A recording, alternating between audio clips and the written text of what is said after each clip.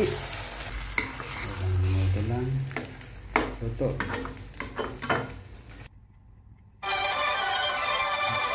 Ay, kumain kami. Pasok na. Pasok na. Ay, pasok na. Puti yan. Ang dami. Talaga yung buhay. Banga.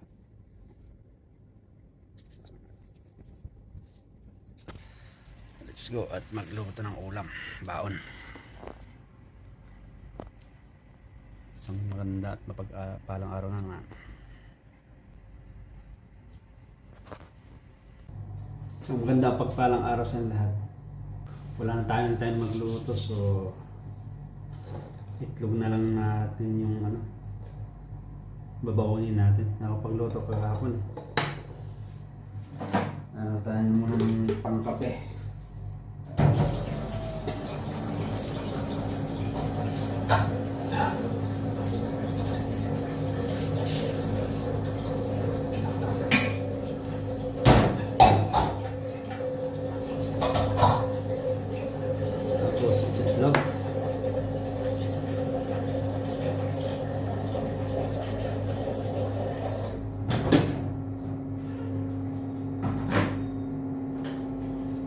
Bilisan na lutuin ulam. Talaga niyang buhay.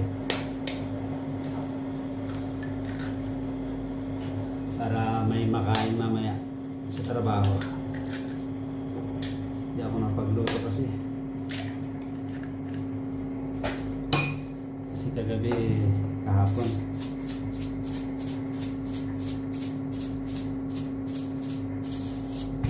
Gabi na akong umuwi kasi matid ako ng meeting sa area namin.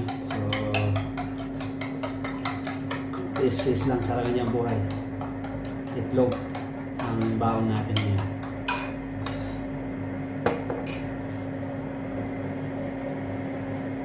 Yan ang pinaka mabilis na iluto. With a few minutes maluluto mo na pritong itlog. Kahit dito sa abroad, favorites na lutuin, pabilisan. Sige ta, iluluto na natin.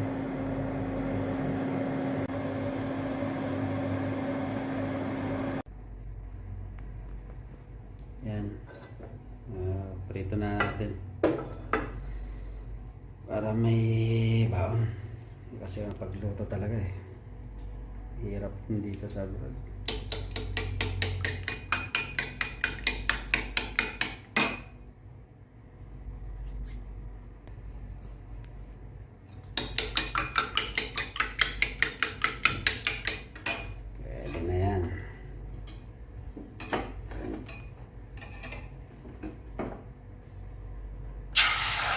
Ayun, bilis.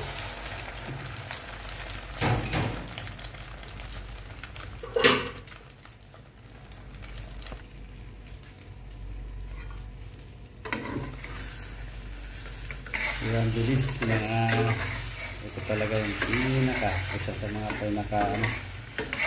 mabilis lutuin na pwedeng ulam. Pritong itlog.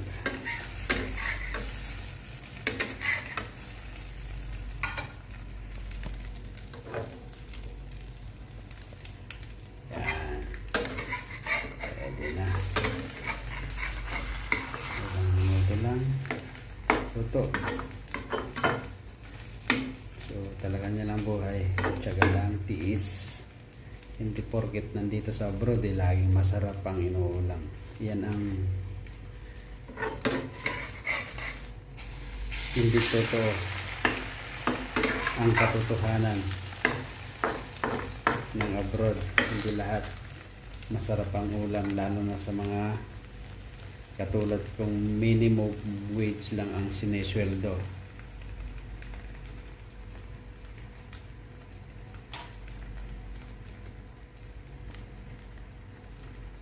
Pwede na yan. Katalo na yan. Baon na. Meron na.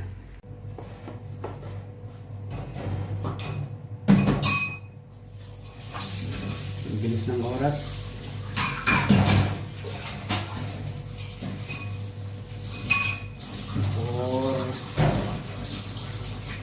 8:30 na. So, okay na yung ulam natin, bawang. Kanin naman.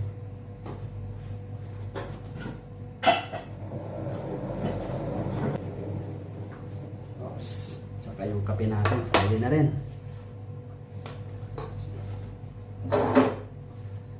We go. Okay na.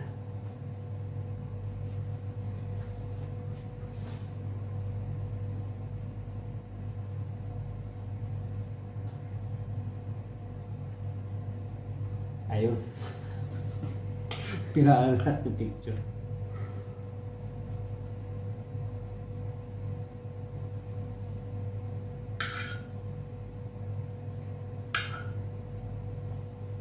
Lagi yung buhay, lalo pag ano na. Pakatapusan na. Siyempre, wala na rin ano, pera.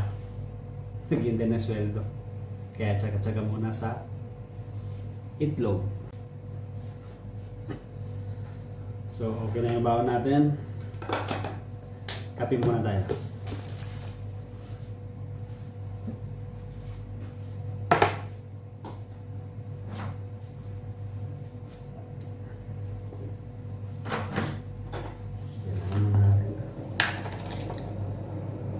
Kansahan na lang.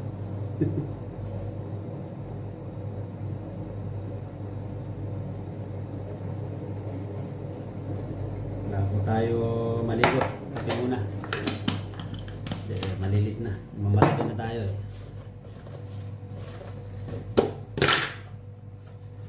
Sukal.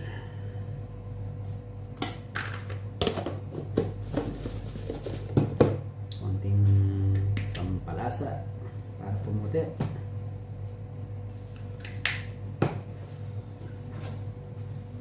Saka kape na.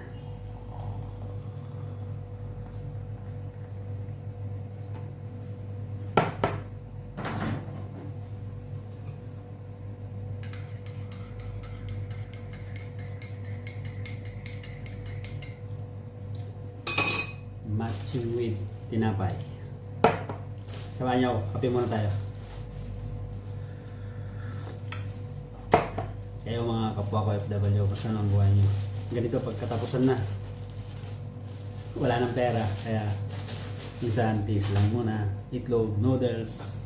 Ganyan ang buhay dito sa abroad. So, tiis-tiis, tsaga-tsaga lang. Yan yung katotohanan na ano, di mo may tatanggi na kahit nandito ka sa abroad, lalo pagkatapusan, of course naghihintay ka ng sweldo, talagang tipid. Kaya mga tinapay with kape kasi kailangan natin maligo. Malilit na tayo sa trabaho.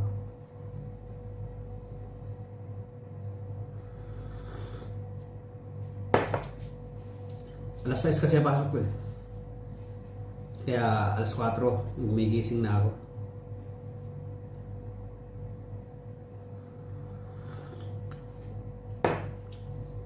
Mahirap malit sa trabaho.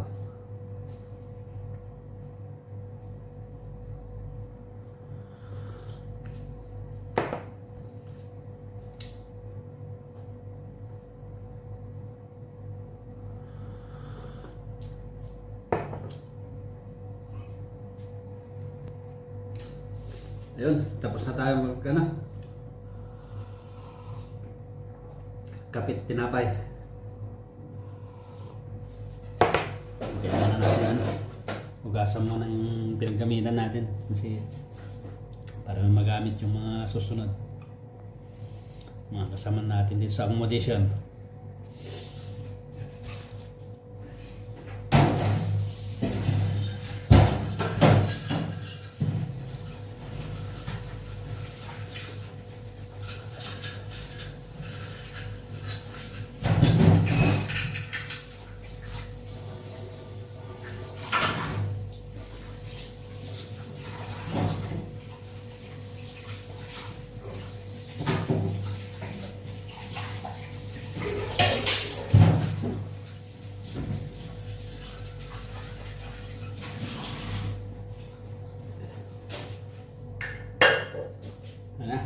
Samahan niyo ako. So, ginawa ko na naman itong video na to as my remembrance. Para in the future, kasi pag isisave ko lang sa cellphone ko, pag napupunan ng memory, dinidelete ko eh. As my ano lang, maalala lang, mga daily routine natin. So, mga kapwa ko OFW, kumusta naman ang buhay nyo? Dito sa abroad, pagkatapusan, masarap yung palit ba? Yung inuulam nyo, iluulam ninyo? O katulad ko na rin nagtitipid? Pa-comments below. Ito lang sabi ko, video na to as my remembrance lang, as my part of my daily routine dito sa abroad. By the way, ako pala si Ronnie, isang OFW dito sa bansang Kuwait. Pasupport naman channel ko, Ronnie Montilla Vlogs. Like, share, and subscribe. At hanggang sa muli, kita-kits sa susunod kong video. Kailangan natin maligo at papasok na sa trabaho. Mag-ano na, 4:45, 6 AM yung trabaho natin. So, hanggang sa muli, Ronnie Montilla Vlogs. Please support my channel. At mga tulad kong OFW sa mansulok ng mundo, ingat kayo lagi. Have a nice and great day to all of you. At sa mga kababayan natin sa Pilipinas, same din. Have a nice and great day to all of you.